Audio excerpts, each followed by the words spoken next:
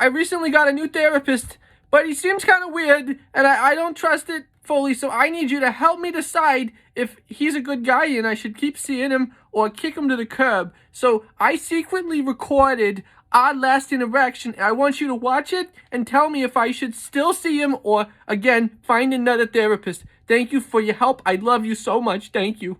Hi there, Jimmy. My name is Arb, and I'm your new therapist.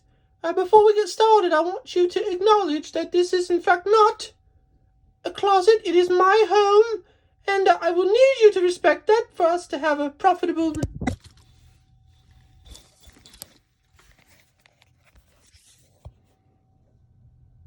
Like I said, this is not a closet, so I will need you to respect that boundary for us to have a good client relationship, a good physician-to-client relationship.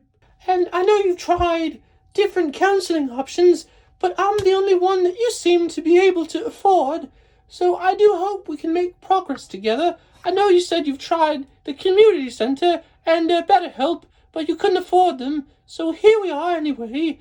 I would like to acknowledge that this is my home, and it is not a closet, and I would refer you back to that later. If you do accidentally call this a closet, I will have to end our patient relationship. Do you understand?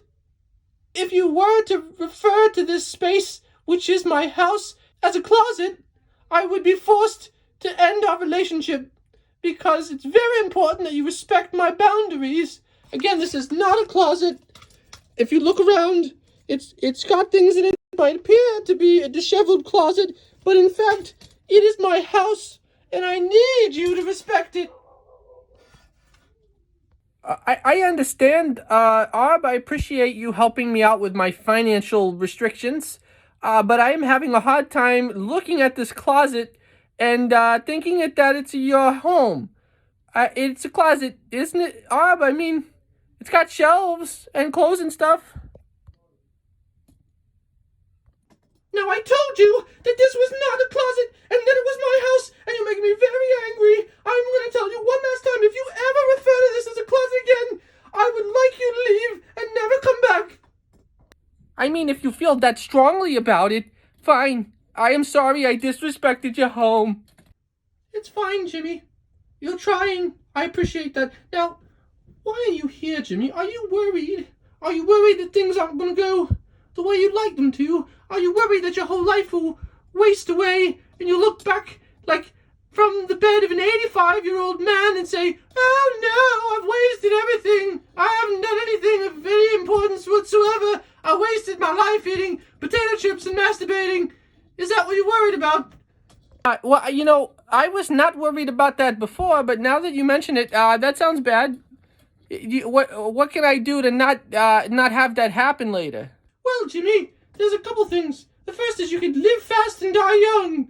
Or, if you want to live long, you could try not being a pussy. These things will help you reach that old age and be happy with your choices, feeling confident that you did all the things, or most of the things that you had set out to do. But even if you can't do that, Jimmy, at least don't be a total wimp in all moments of your life. At least don't be a total pushover and let people steal your lunch food like they did yesterday, Jimmy. At least stand up for yourself. When someone pushes you, push them back. Don't get on the ground like you did last week and cry like a baby. I stubbed my toe. That's why I started crying like a baby. I stubbed my toe. What are you talking about? You'll never get anywhere with your therapy if you refuse to tell the truth, Jimmy. But if you do decide to keep lying, at least make your lies more believable. All right, there was a guy, and he pushed me, and it made me cry.